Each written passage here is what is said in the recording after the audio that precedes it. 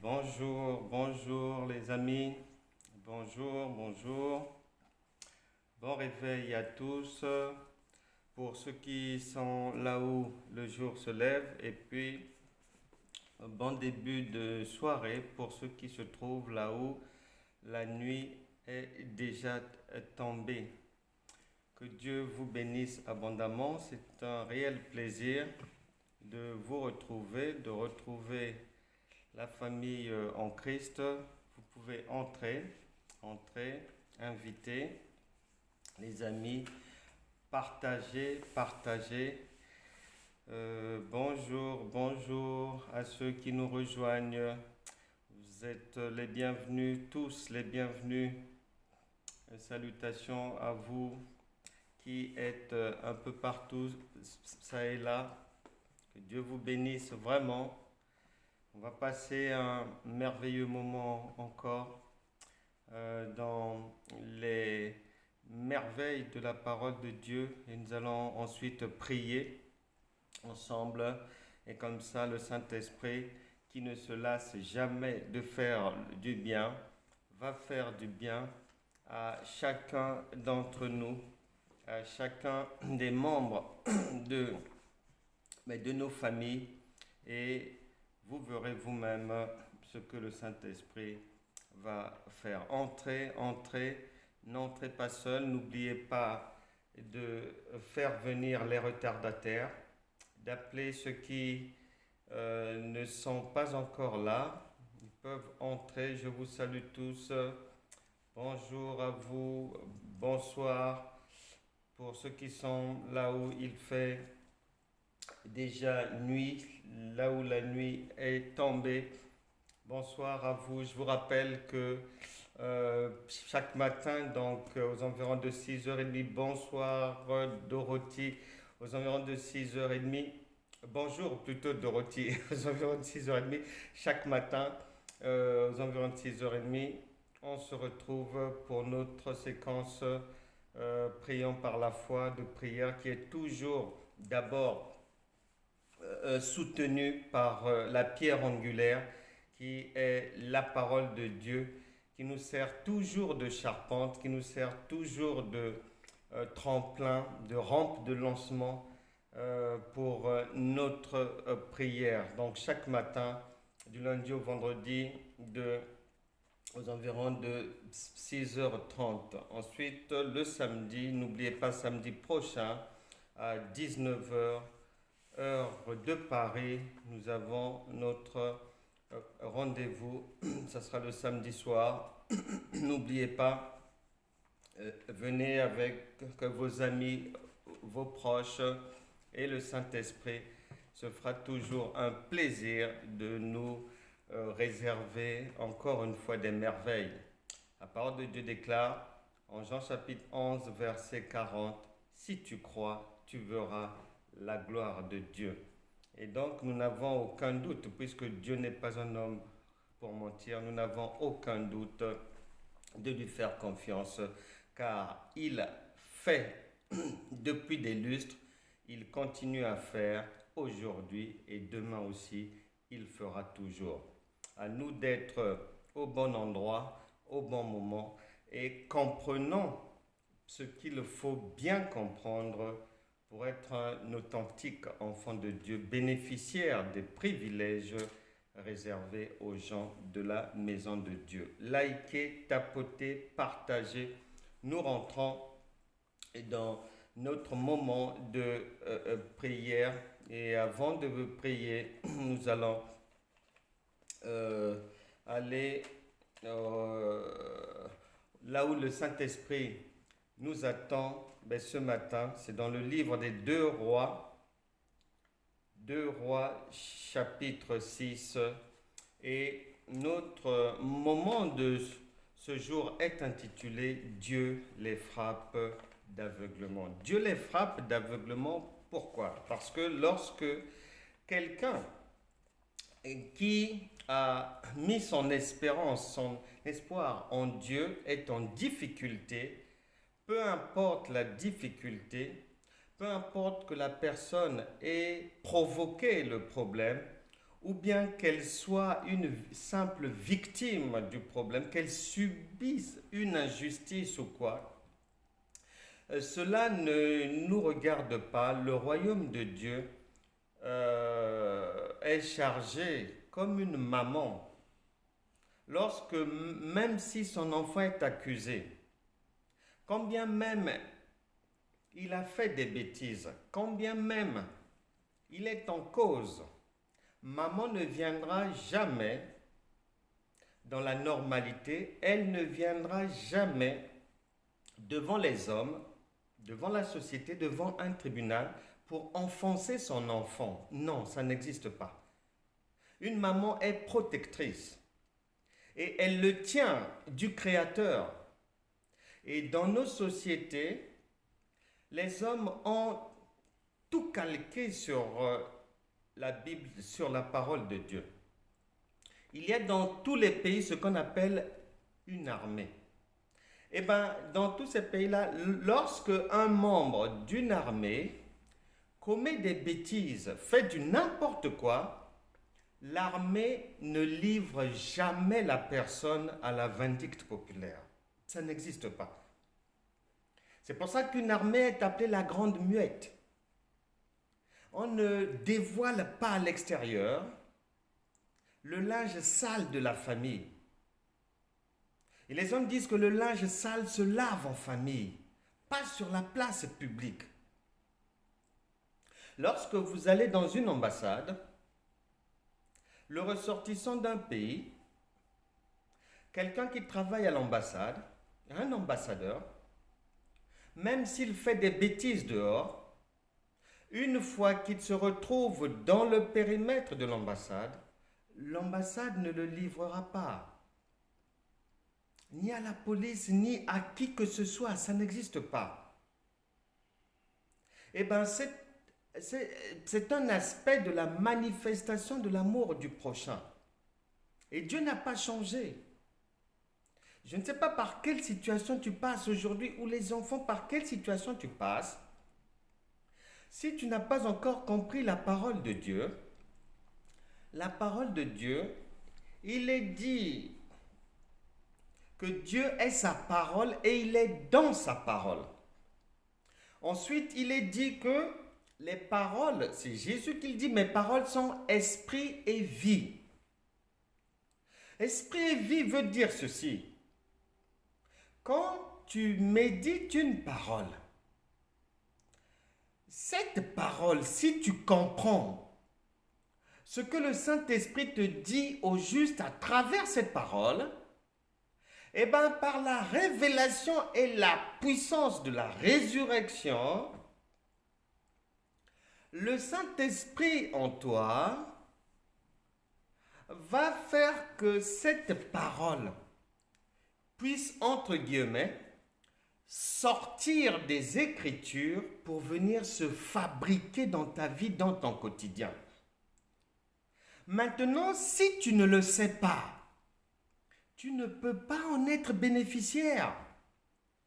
Et pourtant, Romains chapitre 4, verset 17 dit bien que Dieu, ce Dieu est maintenant en toi par le Saint-Esprit. Donc, tu as la capacité et le pouvoir d'appeler à l'existence les choses qui n'existent pas comme si elles étaient. C'est clair. Et c'est simple comme bonjour. À comprendre maintenant après. Soit on y croit et on fait confiance à Dieu, ou soit on n'y croit pas. Dans ce cas-là, on considère que Dieu ment par sa parole. Or, Dieu ne ment jamais. Je ne sais pas par quelle situation tu passes aujourd'hui. Le Saint-Esprit nous donne une écriture sur laquelle nous allons nous baser pour que chacun, son enfant, un membre de sa famille, une connaissance, une relation sorte d'un problème grave. Le roi de Syrie était en guerre avec Israël.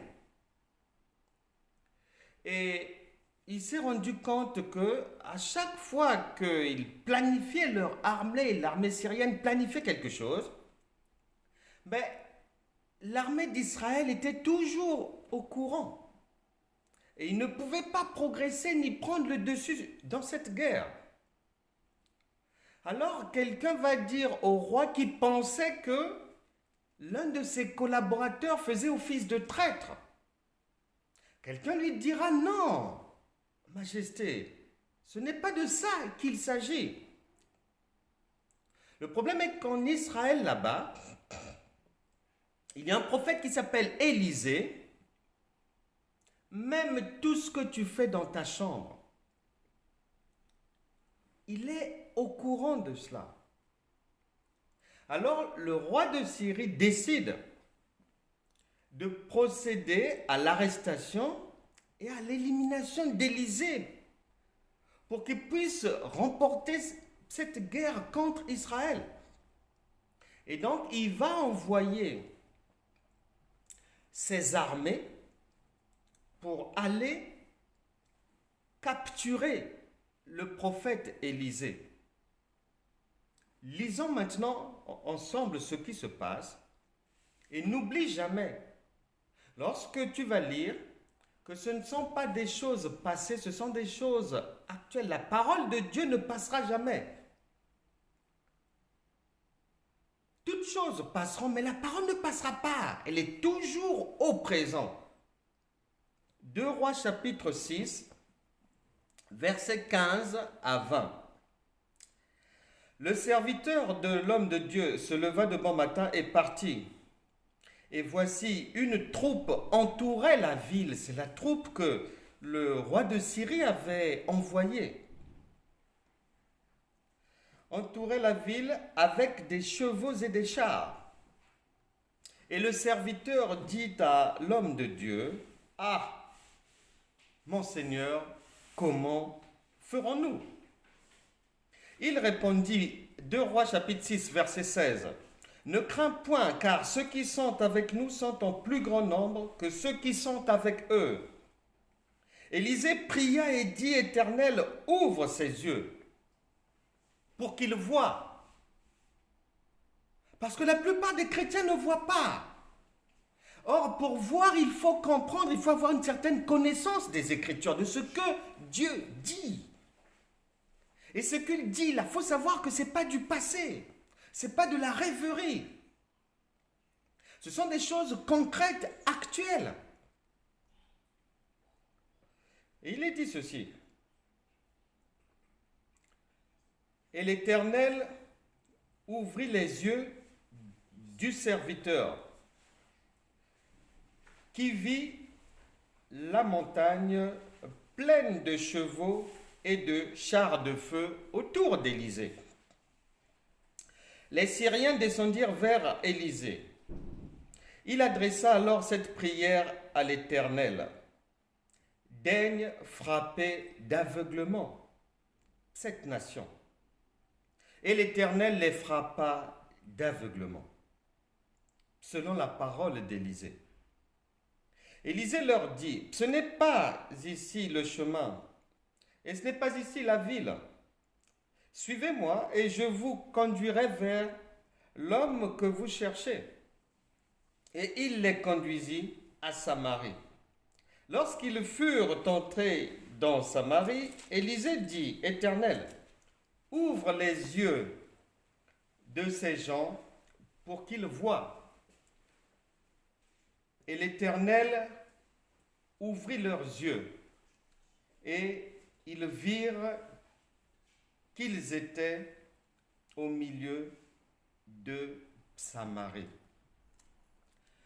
L'armée ennemie est allée pour arrêter le prophète. Et son serviteur était en panique, comme la plupart des croyants face à une difficulté. Peut-être que l'hôpital a dit que c'est terminé. Peut-être que les huissiers sont devant la porte. Peut-être que vous êtes guettés par la prison. Il y a un procès qui arrive pour l'enfant, peut-être.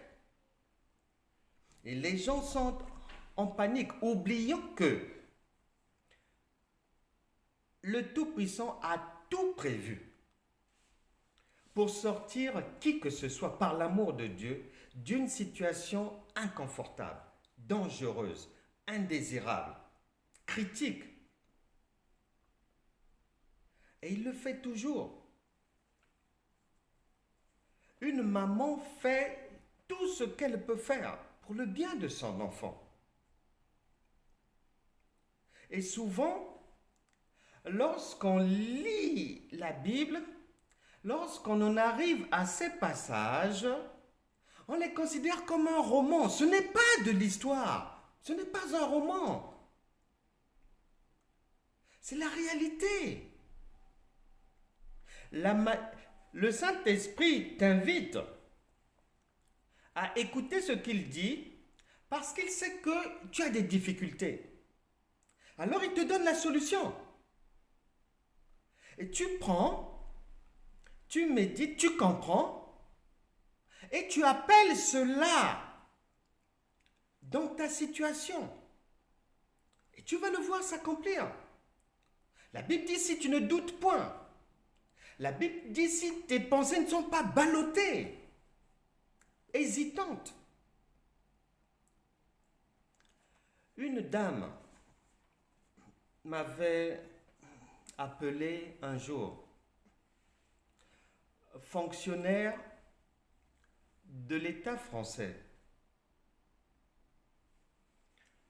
Elle était convoquée devant le conseil de discipline de leur administration. C'était grave. En tant que fonctionnaire, les textes, le règlement lui interdit d'aller faire une autre activité telle que le commerce. Et donc, une collègue avec qui elle ne s'entendait pas avait fini, puisque souvent notre propre bouche peut nous vendre. Et cette collègue-là avait fini par aller trouver sur Internet un site sur lequel cette dame vendait des articles. Et elle organisait même des réunions à distance pour faire la promo de ses produits et les vendre en contradiction avec les textes réglementaires de la fonction publique à laquelle elle appartenait en France. Et donc, la collègue qui ne l'aimait pas va récupérer toutes ces preuves-là et les transmettre à la hiérarchie. Et donc, elle est prise la main dans le sac et elle est convoquée devant un conseil de discipline et elle risque la révocation. Elle risque de perdre son emploi. Elle était dans tous ces états lorsqu'elle m'avait appelé. Et pourtant, elle est chrétienne. Et pourtant, elle est croyante de longue date. Mais comme le Seigneur a dit en Osée chapitre 4, verset 6, « Mon peuple périt faute de connaissance. » Le royaume de Dieu a tout prévu pour rattraper des erreurs, pour éviter des erreurs, pour faire passer ses enfants à travers les mailles d'un filet. Puisque sur terre, ici, les militaires le font. Ils font échapper à la justice les leurs. Les États le font. Ils font échapper à la justice leurs diplomates. Et beaucoup d'autres corporations encore. À combien plus forte raison Dieu, un Dieu d'amour, le Créateur, le Tout-Puissant. Et donc j'ai enseigné à cette femme les merveilles de la parole de Dieu qui avait déjà prévu une porte de sortie, une bouée de sauvetage pour les enfants de Dieu. Je lui ai montré dans les Écritures, l'Écriture qui allait la sortir de cette situation critique. Nous avons prié. Et lorsqu'elle a comparu devant le conseil de discipline, elle a échappé à la révocation. Et ils lui ont simplement attribué, c'était 2 mois de suspension avec sursis, et puis on lui avait pris 1 mois de salaire, quelque chose comme ça. Alors qu'elle risquait la perte de son emploi. Mère de famille, bien sûr, mariée, bien sûr. Mais la parole de Dieu est venue à son secours.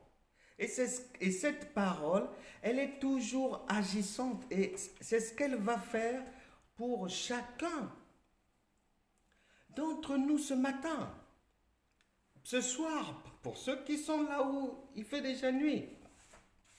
Nous allons maintenant prier. Dispose ton cœur. Toute situation critique, nous la plaçons maintenant devant le cœur de Dieu. Les personnes concernées par une saisie quelconque, les personnes qui ont eu à faire des fausses déclarations fiscales, fausses déclarations administratives, ceux qui risquent un procès ou qui ont un procès futur, que ce soit eux-mêmes ou les enfants, nous les mettons dans cette prière. Toute personne qui risque un licenciement, toute personne en danger physique ou autre danger, toute personne qui risque la perte de la clientèle dans son activité commerciale, la perte d'une licence professionnelle, un risque commercial, une enquête quelconque, enquête administrative, risque de révocation, menace d'huissier, risque de perte de son logement, disparition d'un objet, une maladie dite incurable, nous allons simplement demander à ce que la parole de Dieu, qui est toujours agissante, puisse faire son effet aujourd'hui dans les vies de toute personne connectée, qui a compris que le secours de Dieu, c'est dans tous les domaines et tout est prévu. C'est une assurance vie. Allons rapidement dans une autre écriture. Luc chapitre 4, pour terminer, Luc chapitre 4, et au verset 21. Mets devant le cœur de Dieu ta préoccupation, les préoccupations des membres de ta famille, de tes proches, des enfants. Problème critique, peu importe la gravité, Dieu a toujours des solutions qui cherchent nos problèmes. Réponds-toi dans ton cœur et obtiens maintenant le secours de Dieu.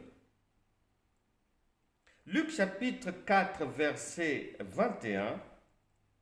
Alors, c'est le Seigneur Jésus, il commença à leur dire, aujourd'hui, cette parole de l'Écriture que vous venez d'entendre, nous venons de 2 Rois chapitre 6, verset 15 à 20. Le Seigneur maintenant te dit, face à ta difficulté, face à ton problème, face à ce qui te tourmente tes enfants, ton foyer, risque de divorce et autres, une décision en attente, un risque quelconque sur ta vie, sur tes activités, sur tes enfants, la parole de Dieu déclare, aujourd'hui, cette parole de l'Écriture de 2 Rois chapitre 6 versets 15 à 20 que vous venez d'entendre est accomplie. Chacun a reçu le secours maintenant. Après avoir entendu, après avoir compris, la parole va maintenant aller frapper d'aveuglement toute personne qui s'apprêtait à prendre une mauvaise décision contre toi. Toute personne qui avait préparé une conspiration contre toi, une agression. Toutes ces personnes-là, mauvaise décision, avis défavorable, toute chose négative contre toi, est frappée d'aveuglement. C'est ce que la parole de Dieu dit. Et en Jean chapitre 11, verset 40, il est écrit, si tu crois ce qui vient d'être dit par le Saint-Esprit, conformément à la situation dans laquelle tu te trouves ou tes proches se trouvent, tu verras la gloire de Dieu. On s'arrête là pour aujourd'hui. Nous n'avons plus rien à rajouter.